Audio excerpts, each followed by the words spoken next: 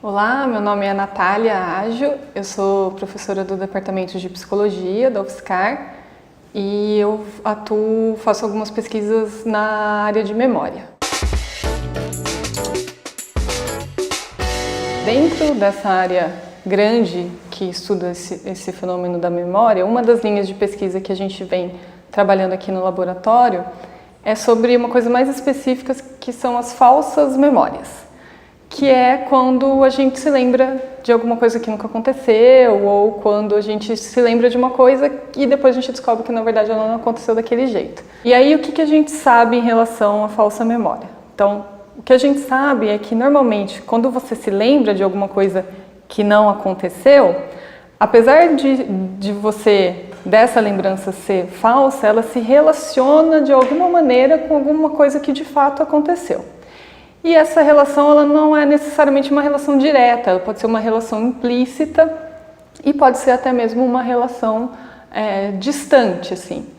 Mas ela tem sempre uma relação com alguma coisa que aconteceu e é o que a gente chama de uma relação principalmente de significado, eles têm alguma relação semântica, né? Então, essa memória falsa ela tem que se encaixar de alguma maneira naquela história, né? Então, por exemplo, a gente está gravando esse vídeo aqui e se de repente entrar um cachorro aqui na sala, depois pode acontecer de eu lembrar que entrou um gato na sala, mas dificilmente eu vou lembrar que entrou um dinossauro na sala, né? Então, de alguma maneira, ela tem que fazer sentido naquela história. Uma das maneiras que a ciência encontrou de estudar a falsa memória, que é uma maneira muito simples e que tem dado resultados interessantes, é utilizando listas de palavras e que essas palavras tenham uma associação semântica entre si e também com outras palavras que não estão na lista. Então, por exemplo, eu chamo um participante para o laboratório para fazer um teste de memória e eu apresento para ele algumas palavras, uma lista de palavras que eu quero que ele se lembre depois. Então, essa lista de palavras tem, por exemplo, as palavras noite, dormir, travesseiro, pijama, palavras desse tipo. E aí depois eu peço para ele me dizer então quais são as palavras que ele ouviu. Aí é muito comum que esse participante ele me relate essas palavras que ele escutou, mas que ele também me relate, por exemplo, que ele escutou a palavra sono, que não estava na lista, mas que tem uma relação semântica com todas as outras palavras da lista, e isso seria então uma falsa memória. Então é um método simples e fácil de a gente conseguir identificar algumas variáveis relacionadas à recordação nesse caso, de palavras que não estavam lá. Bom, e aí o que a gente faz aqui no nosso laboratório?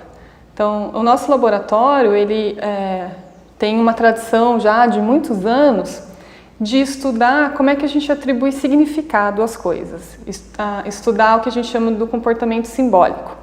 Então, por exemplo, como é que eu olho escrito lá a palavra barata e eu já sinto nojo só de ler aquilo, ou se eu estou com fome e vejo lá escrito hambúrguer, eu já começo a salivar. E aí, para estudar essa questão do significado, do comportamento simbólico, a gente vem utilizando um paradigma que chama paradigma da equivalência de estímulos.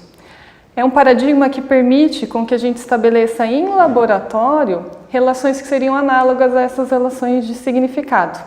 Então eu posso pegar estímulos que a princípio não têm nenhum significado e estabelecer uma rede de relações entre esses estímulos de maneira que eu simulo essa rede de significado que existe aí na vida natural das pessoas. E aí a gente pega esses estímulos que agora fazem parte de uma rede de relações e monta as listas com esses estímulos. Aí eu apresento lá alguns estímulos que não fazem sentido, que fazem parte agora dessa rede de relações, e depois eu peço para ele se lembrar, e aí eu vou ver se quando ele se lembra dos estímulos que ele viu e também de outros que eu ensinei para ele que fazem parte dessa relação, mas que não estavam nessa primeira lista. Outras pesquisas que a gente tem feito também, pensando assim, e se eu punir esses erros? Quando a pessoa tem uma falsa memória, eu digo para ela que aquilo está errado, né? Então, a ideia é eu pensar assim, se uma pessoa vai prestar um depoimento e ela fala alguma coisa errada,